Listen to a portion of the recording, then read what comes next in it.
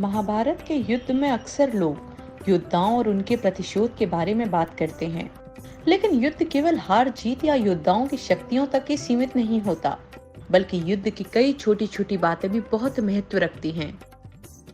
योद्धाओं के लिए भोजन की व्यवस्था की जरूरी बात भी शामिल थी। जब ये बात उडुपी के राजा तक पहुंची, तो वे श्री कृष्ण से मिलने पहुंचे और उन्होंने हाथ जोड़कर निवेदन किया कि वे युद्ध में भाग नहीं लेंगे, लेकिन महाभारत के योद्धाओं के लिए भोजन की व्यवस्था जरूर करेंगे। महाभारत की कहानी के अनुसार कौरव और पांडवों की तरफ अलग अलग देशों से आए योद्धा लड़ रहे थे,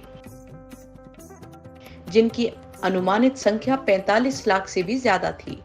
ऐसे में इतनी बड़ी संख्या में योद्धाओं के लिए भोजन की व्यवस्था करना असंभव लग रहा था, लेकिन उडुपी नरेश ने 45 लाख लोगों के लिए भोजन की व्यवस्था की।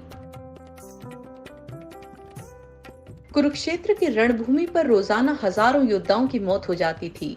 ऐसे में इस बात का लेखा जोखा रखना बहुत मुश्किल था कि अगले दिन भोजन कितनी मात्रा में बनना है।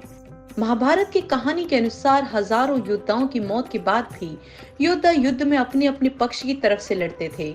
वहीं कुछ और योद्धा युद्ध में शामिल होने के लिए पहुंच जाते। उडुपी नरेश अपनी समस्या लेकर श्री कृष्ण के पास गए।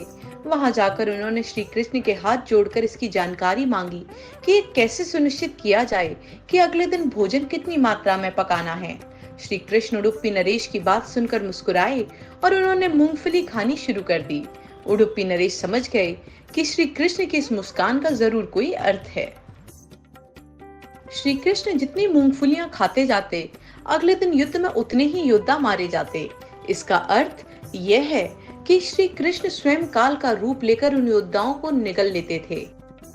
वहीं जितनी मूंगफलियां थाली में बच जाती थीं, उतने योद्धा जीवित रहते थे।